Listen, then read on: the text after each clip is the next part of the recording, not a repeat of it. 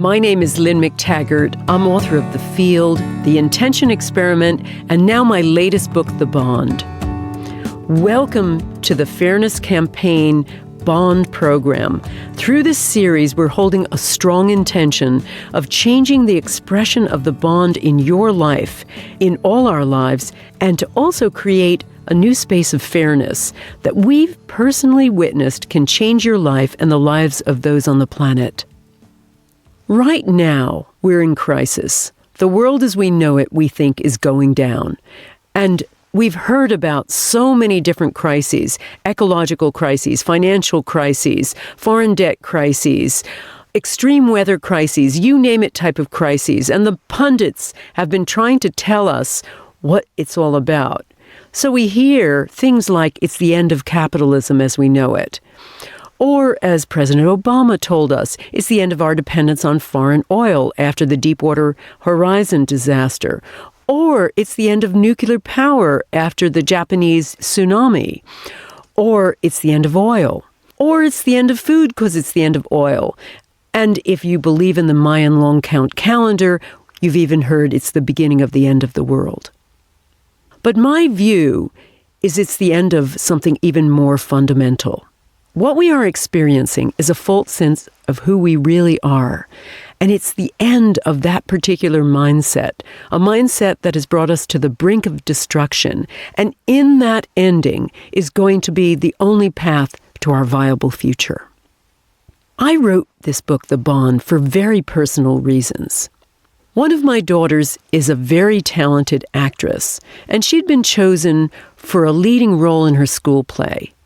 All of a sudden, I discovered that she had been moved and shunted to a more minor position, and I could never find out the reason until one of her friends let slip that another girl had lied to a new director in order to take over this role. And by the way, this girl was my daughter's best friend. Well, I was devastated by this, and shocked and taken aback, so I decided to bring it up with her mother. And her mother just turned to me and airily said, "Well, that's life, isn't it?" And the more I actually thought about it, the more I realized, yes, that is life. That's the life we adults have designed for ourselves. We've created competition in just about every area of our lives. Competition is the central engine of education and our educational model. It's the central engine of our businesses, of our financial model. Competition creeps into our relationships, particularly relationships between those of the same sex. Mine is bigger than yours. I have more children than you.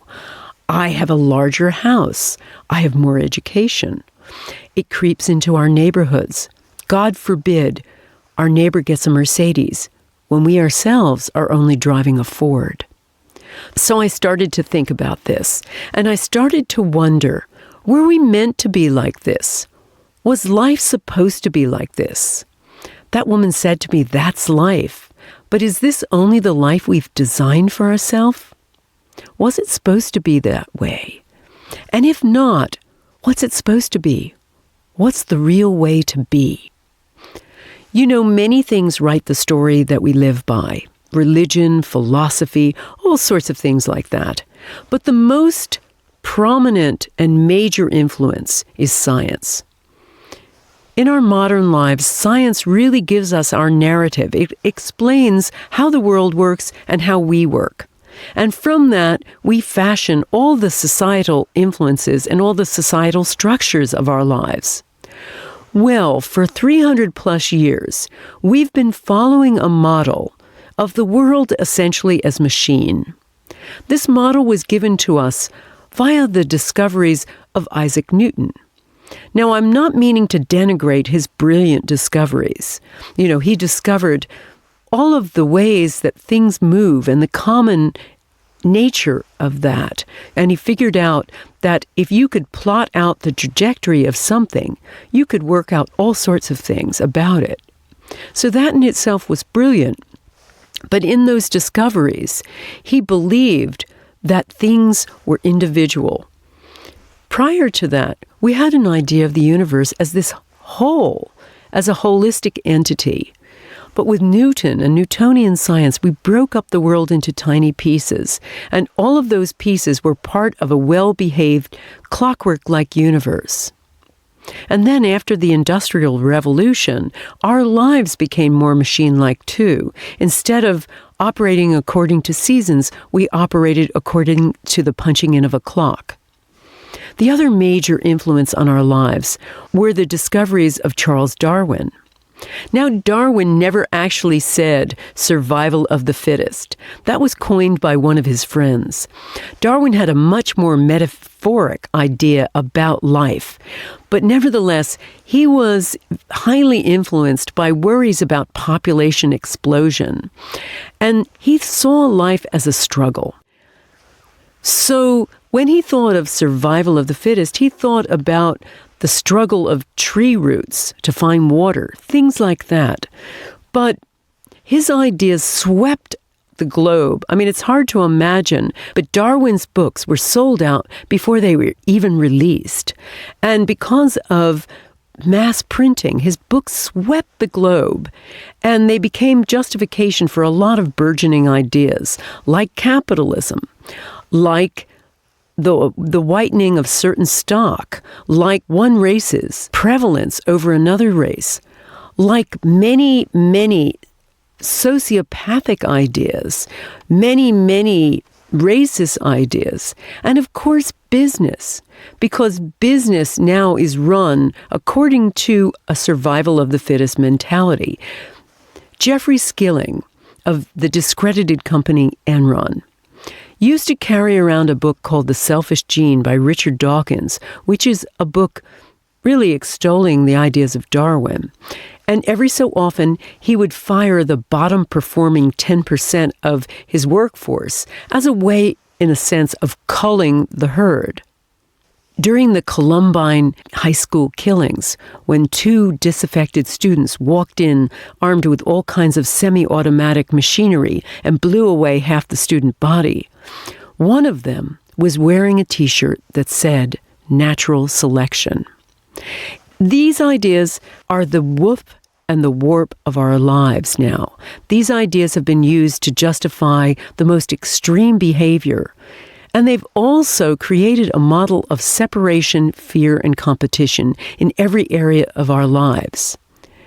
And we've just all assumed that that's life. So, with my book, The Bond, I wanted to ask myself, is this really the narrative we should be living by? Is this really the truth?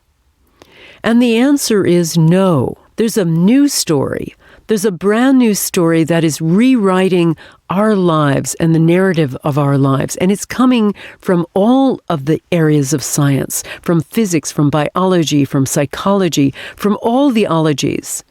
And what it's demonstrating is that we're not separate, that between subatomic particles, between our bodies and the environment, between all of our societal structures, between everyone with whom we come into contact, there is a bond, a connection so integral, so profound, so necessary, that it's impossible to say where one thing ends and another thing begins. This new narrative is showing us that we were made to share, care, and be fair. We were never made to compete.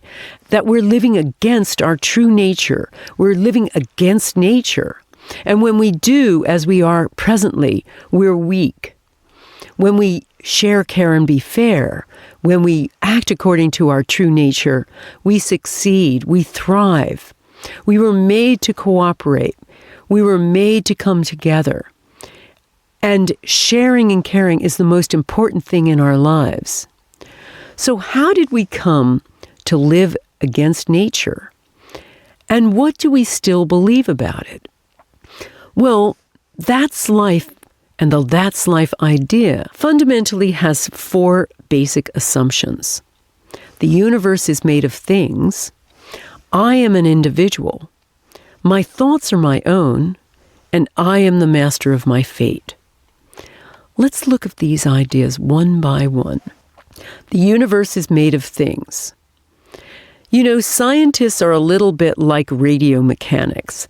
They like to take the universe apart and examine its components parts, and they figure if they take it apart like one vast radio and they find the smallest piece, then they can define the big pieces by examining this small piece. So basically, the hunt of science and the purpose of science has been to hunt for the thing, the smallest thing out of which everything else derives.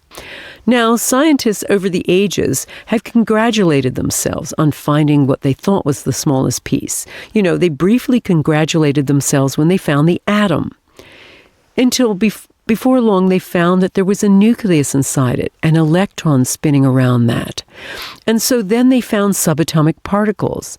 And they thought this was the smallest thing until they found the quark. And now they found a whole alphabet soup of subatomic particles, nuons, muons, and tau neutrinos, and Higgs bosons, and all sorts of bizarre named and actually not seen particles even. And what we understand from that is that the more they look, the more they find actually nothing.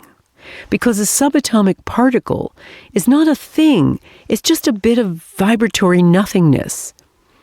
If you think of two subatomic particles and you think of what matter really is, it's a little trade of energy. Think of two particles like two opponents playing a game of tennis. They send some energy back. And so they're passing energy back and forth. It's also a little bit like a juggling act. Now you see it, now you don't. Energy goes from one to the other. And they also interact energy with a background field, a quantum field of energy, called the zero-point field. Now we know this is true. This is not the stuff of science fiction, it's the stuff of science fact. We know that subatomic particles, and in fact the stuff we're made of, isn't actually anything more than a trade of energy. So that the basic thing of the universe isn't a thing at all. It's a relationship. It's a relationship between a trade of energy. So on the most basic and fundamental area of life, there are no such things as things. There are only relationships, and that unit is also mimicked throughout nature. That idea of the bond is mimicked throughout nature. So let's look at the second idea. I am an individual. And that idea basically comes from our biology, because we believe that we're constructed by a blueprint, a master blueprint called DNA that sits inside every one of our cells, and that DNA predetermines everything that our body does. It basically is the architect, the overlord, and the master constructor of our cells, our tissues, our organs, our whole body. Except that scientists like Randy Jertel have discovered something really profound and different that upsets this very neat idea. Jertel is an expert in oncology and genetics, and he's been looking through experiments with mice whether or not outside influences influence DNA. He's been working with mice called agouti mice. Agouti mice are kind of the couch potatoes of the rodent community. They have a genetic defect that renders them hugely obese and also yellow-colored, peach-colored. This genetic defect also means that besides getting very fat, they're also going to live for a very short time. Their lifespan is very much foreshortened. So what Jertel wanted to find out was this genetic defect and mutation permanent? It's always been assumed to be. It's supposed to be something that was passed on to young. So what he did was to feed pregnant agouti mice B vitamins. Now, agouti mice can't process B vitamins very well. That's the big problem they have. That's why they're fat, obese, and live for a very short time. So when he did that, lo and behold, out came normal, brown, slim offspring. Now, this study totally rocked the scientific community because what it was showing is that our DNA is not the master of our fate, but outside influences actually affect the expression of DNA. And it spawned a riot of research that discovered that all sorts of environmental influences, the water we drink, the air we breathe, the food we eat, the relationships we have, the sum total of how we live our lives, all of these conspire to affect the atoms, a quartet of atoms that sit above our DNA, and they determine whether this DNA gets expressed or not. Think of DNA a little bit like the keys of a piano. They just sit there, and it's outside influences that determine whether these keys get played or not. So that is a remarkable insight, because instead of the idea that we get constructed from inside out, from our DNA to our cells, to our tissues, to our organs, to our body, what this is showing is that we get constructed because of our bond with the environment, the sum total of how we live our lives. We are who we are because we're constructed from outside in, because of that bond with everything outside of ourselves. An even more remarkable study occurred with some bacteria. A guy called John Cairns put them in a tight spot. He took bacteria that can't process lactose and put them in a lactose-rich medium. Now, this should have killed off the bacteria or stopped it from reproducing because it would slowly starve to death. That's not what happened. Just that gene responsible for the bacteria's inability to process lactose started hypermutating. And it began feverishly creating mutated copies of itself, almost like a photocopier gone amok. And it ended up mutating until it produced a mutation that could process lactose, at which point the bacteria snipped out the old one and put in this new one in its stead. So what this study showed, and it really rocked the scientific community, what it showed is that our environment doesn't just determine what genes will be expressed, it also can change our genes. Another idea we hold in our scientific narrative, in our narrative of who we are, is that I'm the master of my fate. I'm the captain of my soul. My behavior is totally and exclusively because of my own doing. My behavior is totally and exclusively my own doing.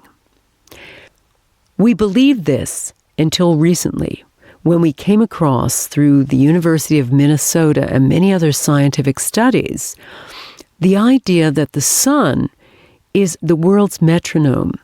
The sun is actually one of our biggest metronomes. Now, this is a hard thing to think about, that the sun actually affects us. But you have to think about what the sun actually is. The sun's a giant ball of hydrogen crossed with unstable magnetic fields.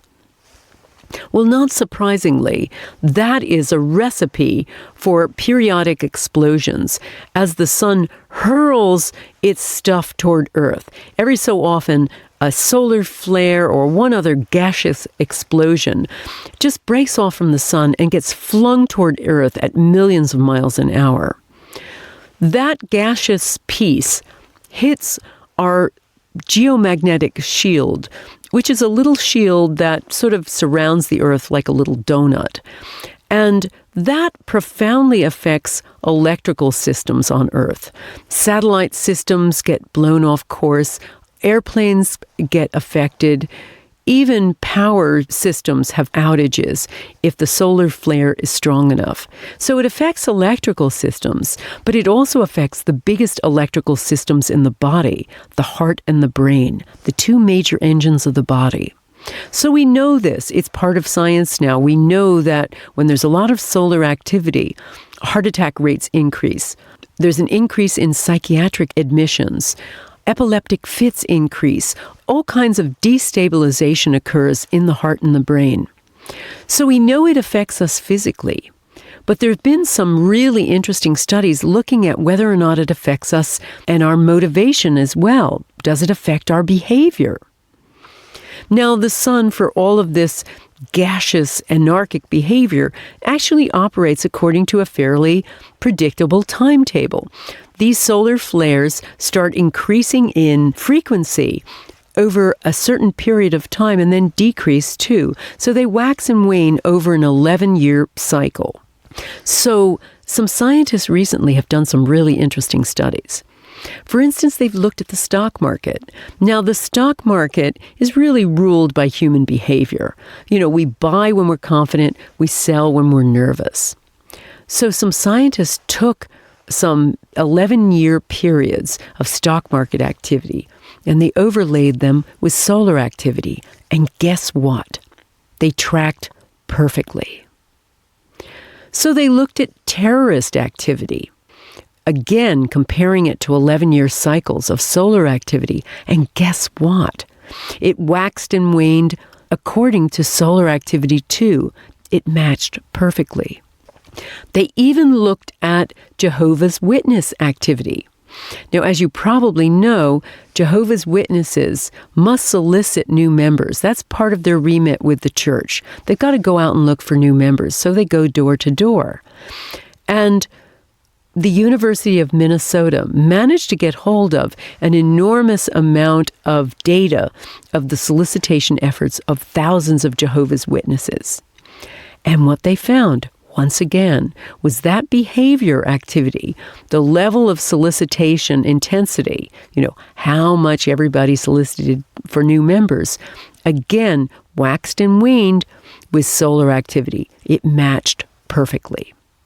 So what this suggests is something really bizarre, which is that our master metronome is a star that's 18 million miles away. What it means is that we're part of an intergalactic superorganism, and we cannot necessarily say that this behavior is wholly and exclusively mine, but that I'm being influenced at every moment, not only by the sun, but also by this kind of geomagnetic activity that occurs from the moon and all of the planets. Scientists have found that they each affect each other. So we're part of an intergalactic superorganism. Let's look at the final idea about our idea that we're individual and wholly separate. Because that's our most profound belief, that we're individual, that we end with the hairs on our skin. And of course, the biggest sense we have of our separation is that we believe our thoughts are wholly and exclusively our own. At least we did, until Giacomo Rizzolatti, an Italian neuroscientist, came up with some amazing findings, basically by accident. He was working with monkeys, and he's an expert in movement. He was trying to track which neurons fire when a monkey is reaching out and grasping something. So he set up some elaborate equipment, and he had the monkeys reach out and grasp while they were connected to some gadgetry that fired, that made a sound and lit up when that neuron fired.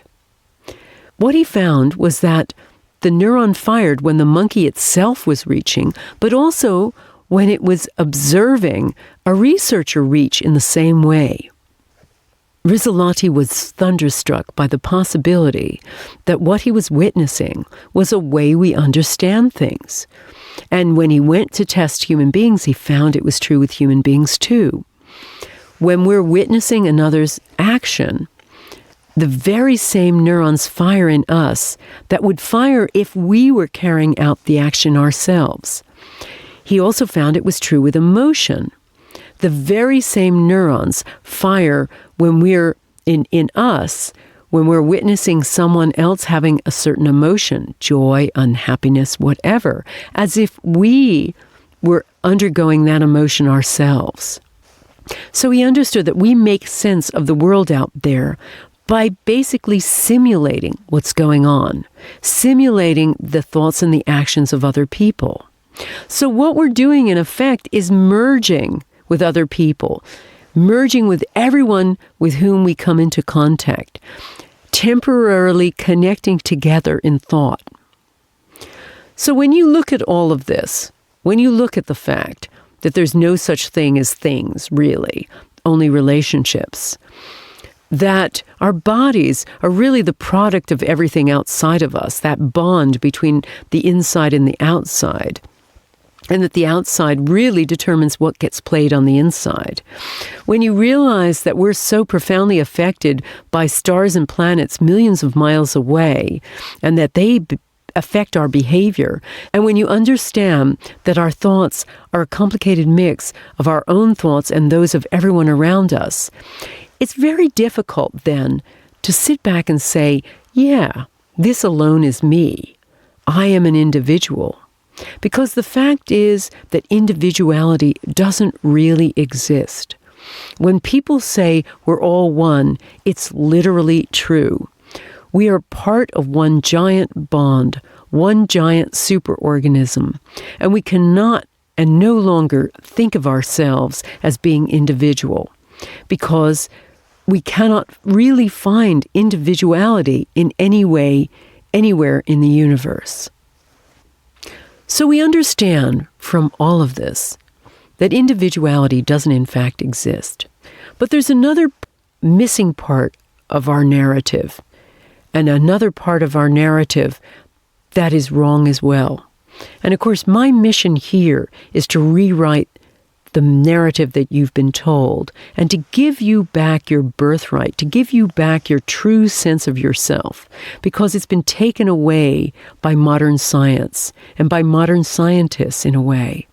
One of the biggest myths we live by is the idea that we were born not only to be separate, but also to be competitive, that we were born selfish. In fact, we're even told that our genes are selfish. But that is absolutely contrary to what new scientists are finding. The latest science shows us that we succeed only when we share, care, and we're fair. In fact, the idea of us against them is not only one of the most fundamental misconceptions we make, but also one of the most personally damaging, causing physical illness and leading to failure in many, many areas of our lives. So I want to show you and examine the pull of wholeness, our need to belong, our need to agree, our need to give, our need to take turns. Let's start with the need to belong. Now, we have here in America particularly the idea of the all-American hero that is the lone wolf hero, the guy with his fist up against the establishment. And he comes in many guises. You know, he's Harrison Ford, he's Nicolas Cage, he's Humphrey Bogart, he's Gary Cooper, he's John Wayne, he's even Superman. Let's look for an instance at Gary Cooper in The Fountainhead. He played the character Howard Rourke, who is the architect in Ayn Rand's famous book, The Fountainhead, which sold millions and millions of copies. Now, Howard Rourke is a very uncompromising individual. He refuses to bend his will and his ideas to anyone, particularly the collective. He's asked to build a housing complex, which he does, and the people who'd hired him decided to modify it. He was so incensed by this that he blew it up. And in his trial, when he decides to defend himself, this gives Ayn Rand an opportunity to let him be the mouthpiece for her philosophy, which was essentially, it's very important, in fact vital, that every man is for himself. So Rourke stands up and he says, I do not recognize anybody's right to 1 minute of my life. I have the right to do completely for myself. I have the right to be selfish. It is necessary that I'm selfish. Altruism is killing us. Selflessness is destroying our great institutions. It's a sickness in the world. And if we were all selfish, we would all serve the world. That's essentially what he says. And of course, that's the idea on which our country was built, on which burgeoning capitalism was built. The idea of the Adam Smith idea that we serve society best when we serve number one, when we look out for number one. And, Rourke triumphs at the end of his movie and the book. He gets to build a new building his way. He gets the girl. He even gets acquitted despite the fact that he's blown up a city block. So he looks like he triumphs at the very end. He's the very model of the lone wolf hero. He's also the perfect candidate for a heart attack. Scientists now know that only half of the people who have heart disease and get heart attacks have those usual risk factors. The other half are simply lonely. And loneliness causes their heart attack. They literally die of a broken heart. We know that people who commit suicide suffer from what psychologists call excessive individuation. They feel left out, and being left out is the one thing they cannot bear. Belonging is one of the most important and necessary impulses we have. We find there's many, many studies of different populations, and they find, for instance, with the Japanese ordinarily in their native country have very low levels of heart attacks, even though they smoke like chimneys. Now, this mystifies scientists, but there's only one time where their heart attack risk goes up, among some of them in any case, and that's when they move to places like America. Now, there have been some scientists and sociologists who have studied this phenomenon, and what they've discovered is simply this. It doesn't matter whether these transplanted people eat Big Macs and fries or tofu and sushi. Diet has nothing to do with heart attack risk. What matters is whether or not they maintain close community ties like they have in the old country. So a couple of epidemiologists were so interested in this. They found that, the Japanese who came to America and ended up with the same heart attack risk were those who adopted the American go-ahead lifestyle and lived just for themselves rather than living within their community. Those people had heart attack rates just like ordinary Americans.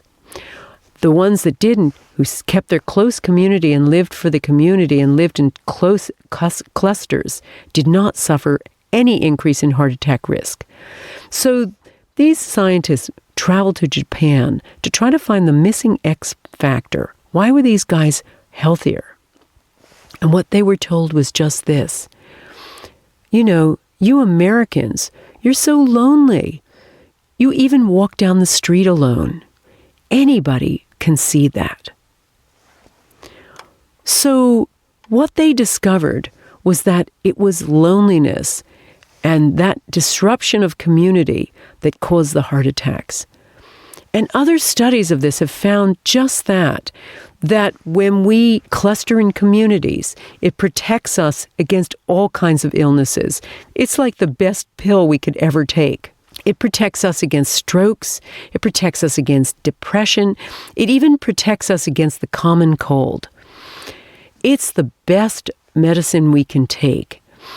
And even when we're suffering major crises, even the poorest people in America do not suffer from depression if they have two things: a strong spiritual sense, but even more important, a strong spiritual community, a community that they connect with. If you belong to no groups, according to scientists, and you decide to just join one next year, whether it's the Rotary Club, the Parent Teachers Association, or even a church, your risk of dying from any disease halves. That's how powerful community is. That's how powerful our need to belong is. In fact, this is really interesting. Our need to belong is so important. It has nothing to do with riches, individual riches. Scientists wanted to find out where the greatest suicide risk is in American culture, and they found that, yes, the poorest neighborhoods have the greatest suicide risks, but the second highest suicide risks don't occur in the second poorest neighborhoods, but in the richest neighborhoods of America. And they found it's those people who kill themselves are the people who make just a little bit less than anybody else around them. So they again feel left out. Being left out as a financial outcast in this case is the one thing they cannot bear. So belonging is essential to us. And that's part of that pull of wholeness, that need we have always to connect and not compete.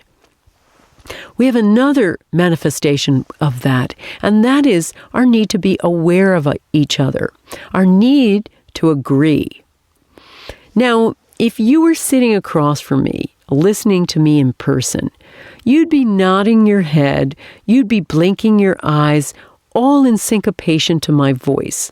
When people have photographed this, when they've videoed two people having a conversation, they're like working together as a very complex dance. Their hand movements, their voices, their nodding, their body language, all is in synchrony.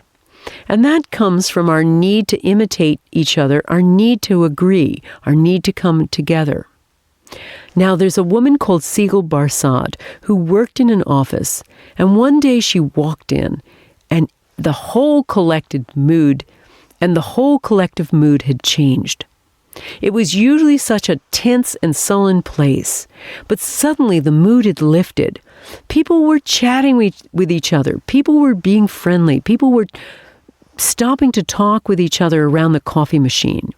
And she couldn't put her finger on why it was so different until she finally figured out that one of her coworkers, until she finally figured out that a grumpy coworker was on vacation. That was the only thing that had changed. And the mood stayed lifted that entire blissful week until the curmudgeonly coworker came back, at which point the mood returned to its former level of testiness, of grumpiness, of sullenness. So from this, Barsad got the idea that emotions are contagious, and they go through an area, an organization, a neighborhood, a family, like a virus. And she's done a lot of testing on this, and she's found if one person is happy or sad, it can infect an entire group. And when one person is sad or upset or grumpy or nasty, that can affect the group's ability to make good decisions and to operate effectively as an organization. So we're that affected by emotions, positive and negative. And the other weird thing is they affect us down the network. All of our social network of friends and relations and so forth, almost like Facebook, like a social network. I mean, scientists have found that when one person laughs, they're more likely to cause laughter down a network. When one person is happy, they're more likely to have happy friends. Not because they self-select happy people, but because happiness spreads like a virus down a network from your friends, your friends' friends, your friends' friends' friends. So does loneliness. So does obesity. If you're overweight, you're more likely to have overweight friends, not because you self-select, but because your overweight also spreads. There was an interesting study of a guy, it was part of a study, who sat in a restaurant and started to overeat, mindlessly eat. And he started affecting all the people around him. They started mindlessly eating too. So all of that affects down a network, and all kinds of things become infectious, positive or negative. But that's all part of our need to agree, and it comes in many forms, but we want to come together. We want to agree with each other. We want to be whole. Probably the most contentious issue is the whole idea that we were born to be selfish, and we've heard this from every area. In fact, evolutionary biologists say this all the time. One of them said very unsentimentally, "Scratch an altruist and make a hypocrite bleed." What he meant by that, basically, is that we do nice things just in order to get nice things done to us. In other words, we do things for hypocritical reasons. We pretend to be nice or altruistic, but it's really about protecting the family line or getting something. So basically, it's all about what's in it for me. And of course, we've been told that even our genes are selfish. And evolutionary biologists have attempted to shoehorn any kind of acts of altruism into the idea that we are only doing nice for other people in order to protect our genes, so our genes will propagate.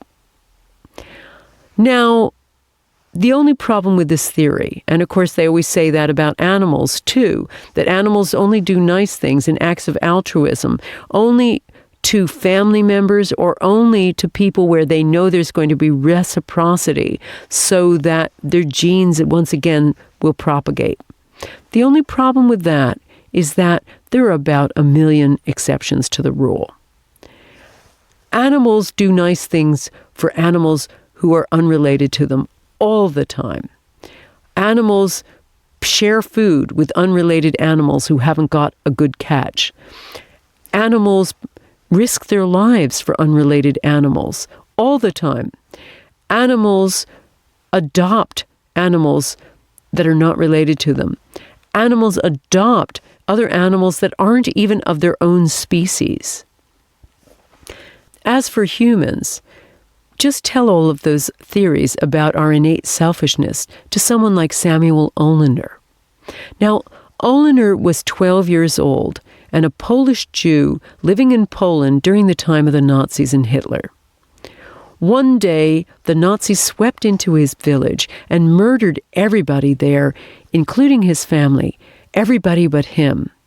He'd managed to hide during this pogrom, and he escaped. And running through the villages barefoot, he came upon a village and knocked at the door of someone he vaguely knew through his family. His father had gone to school with her. Balwina opened the door and hugged him to her. She'd heard about what happened to his family, and she brought him in. And for 2 years, she hid Samuel from the Nazis. Now, this was an extremely risky thing to do because she was a Christian, married with a husband and 2 children, and her house was surrounded by informants who would have received money from the Nazis for turning her in. Samuel survived. He came to America. He became a noted sociologist, and the idea burned within him. Why on earth had she done this? What would possess anybody to risk her life, the life of her husband and her children, to put everything on the line for somebody she barely knew, for a relative stranger? And so he decided to ask this question of anybody who had done an act of altruism on that heroic scale. So he talked to some of the firemen who had run up the Twin Towers during 9/11. He talked to people who had jumped into icy waters to save people in plane crashes. He studied things like the Air France air crash, where an Airbus had crashed near Toronto, and the government had assumed everybody was dead, but had to revise that after it discovered that so many passers-by driving on the highway had stopped and run and got out of their car and run into a burning plane to save people, that all of the passengers survived. He asked himself, what motivated people to do this? What motivated people to put their own life on the line this way? And what he discovered was something very simple. We are programmed for altruism. For anybody who has grown up with any kind of love in their family, altruism comes naturally. Selfishness is the result of a defective upbringing, an upbringing where we're not given love, where we're not shown any kind of caring. And in that situation, we are selfish. We're not selfish to survive. Scientists looking at this have found that babies, even chimps, are programmed for empathy and giving. That when put into scientific and experimental conditions, they automatically give. They give without thinking. They are programmed, before they're programmed for anything else, they're programmed and hardwired to give. Altruism comes naturally to us, and it comes at that point when we give up our sense of individuality and we enter a temporary space of oneness. The final part of this pull of wholeness is an area that's closest to my heart. The idea of fairness, our need to be fair, our need to take turns, our need for strong reciprocity. And it's the reason I set up this fairness campaign. Now, we can think about fairness and our need for fairness by looking at that movie, A Beautiful Mind. If you remember, if you've seen the movie, it's the story of the brilliant but tormented mathematician and economist John Nash. And there's an iconic moment in the movie when Nash walks into a bar with his friends, and they've all been taught the Adam Smith model of, we do best for society when we look out for number one. All of a sudden they see a blonde, and she's there with a batch of her friends, and they're all pretty attracted to the blonde. And so the boys say to themselves, okay, it's every man for himself. And Nash starts thinking about this for a while, and he says, no. If we all go for the blonde, we'll block each other and no one will get her. And then, if we go for her friends, nobody likes to be second best, so they'll turn us down.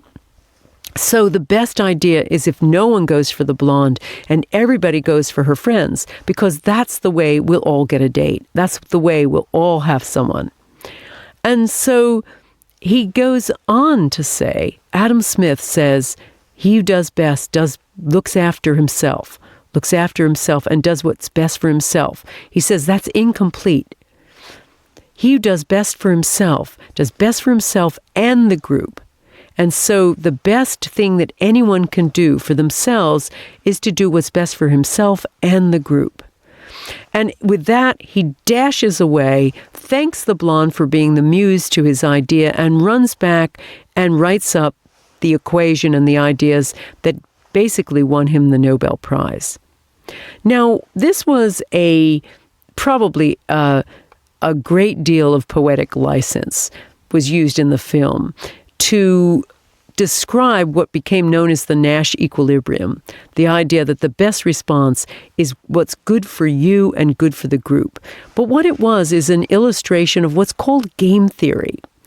Now, game theory is used to model what happens to people or animal populations when you put them in a tight spot. See what comes naturally, and so it models behavior. A classic example of this is the ultimatum game. Now, the ultimatum game goes like this. I'm given $10, and I'm given a partner. We've never met before. We're never going to meet again. I can divide that $10 any way I like, and he can choose to accept what I give him or not. If he accepts it, we each keep the split as we're given. If he rejects it, neither of us get any money. Now, the assumption is I'm going to keep something like $9 for myself and give him $1, and he's probably going to accept it because something is better than nothing. But actually, that's not what happens. And this game has been played among cultures all around the world, even cultures where there's no such thing as money and they have to play with tobacco. What happens is just this. The most common split between people, wherever it's been played, is 50%. The person making the split, splitting the money equitably. The most common split is 50%. Now, there's another game, too. It's called the public goods game. Now, in this game, you get a group of people together, and everybody gets $10, let's say. And they're told that you can take any portion of that and put it in the public pot. And that pot's going to be redistributed to everyone. Now, the secret to the game is that the more everybody gives all together, the more everybody gets, because you end up with more money than before. Now, initially, most people are generous. They put in a lot of money. But inevitably, there are one or two people who are less generous, or some who are downright freeloaders who don't put in anything. And this starts angering the generous people, and so after a while they put in less and less in subsequent games until finally it falls apart and nobody puts in any money. Now that's right where we are at the moment with most of our Western societies. We're at a situation where we've got a public goods game and nobody wants to play. I mean, public goods is a little bit like a society where people are fair and care with each other. And right now we've got a situation where it's every man for himself. And you can see with places like America and Great Britain and many of the Western countries, we're at our most unfair in history. For instance, in America, the whole idea of the Adam Smith model was that it would create what they call marginal productivity. It means that a few people making a lot of money would have that trickle down for everyone else. And even if there were a few people at the top making more money than others, this would stimulate production of the whole and everybody would benefit. Except here's what's going on. 1% are earning 25% of U.S. income. 1% controlled 40% of the wealth. This 1%'s income is going up by 18%, but everybody else's income, all the other 99% of our income, is going down by 12%. We got a situation now in America where 1 in 39 Americans is a millionaire, but 39 million live below the poverty line. We have a situation now where we feel life is unfair. We feel in our bones life is unfair. People are losing their jobs when people in the banking and financial industry are paying themselves record bonuses when the recession they helped to create is causing the problem. People are losing their homes when mortgage and mortgage lenders are back to business as usual and raking off record profits. People are losing their savings and having to pay more taxes when banks are awarding, once again, record bonuses. Life feels unfair, at its most unfair. And here's the problem. When this occurs, scientists have found that the more unfair any society, the more everybody loses, rich and poor, on all the major social indicators, on healthcare, on mental health, on crime and violence, on education. And when these scientists surveyed all Western countries, guess where America came? On the bottom. America has the worst social indicators of every single country because it's the country that is most unfair. This is the reason I'm setting up this fairness campaign, to reinstate fairness in our lives, to bring fairness in, to create game changers of every single one of you, to create fairness in your lives so we create a contagion of fairness. Because here's the problem. When life is unfair the way it is right now, everybody loses, rich and poor, because in our hearts, we know what's fair. We all are hardwired for fairness. We even have an "it's not fair" button in our brains. Now, I'm not talking about socialism here. I'm not talking about across-the-board sameness. That's not what fairness is. And later on in my teleclass, I'm going to define to you much more about what fairness is and go through my fairness principles and help you to become an agent for fairness. This is not an apology for communism or socialism. Fairness isn't about sameness. It's about balance. It's about giving everybody a chance. It's about opportunity for all. It's about carrying each other, as U2 says. It's about carrying each other. It's about, and I don't mean about redistributing income. It's about creating a caring and fairing and sharing society where everybody gets a chance, not just that 1%. Because here's the problem. When life is unfair, everybody loses, rich or poor. Everybody loses. And it's not about just feeling that things are unfair. It's something bigger. When we don't live the bond, when we don't give of ourselves, when we don't take each other's turns, when we don't give freely, when we don't belong together, when we don't agree with hearts and minds, when we don't take our fair share, when people are acting just for themselves, we feel something bigger, something more profound than simple unfairness. We feel in our hearts nothing less than a sense of unrequited humanity. So I've defined today what the bond is and what our pull to wholeness is. That's the new narrative, the narrative that says you were always meant to be part of a greater whole. You were always made to connect. In our next teleclasses, I'm going to show you how to recover the bond, how to see the whole, surrender to wholeness, create a larger view of self-interest, and how to create the bond every moment of your life with a new and more overarching purpose. So thank you for listening, and I'll look forward to talking with you again soon.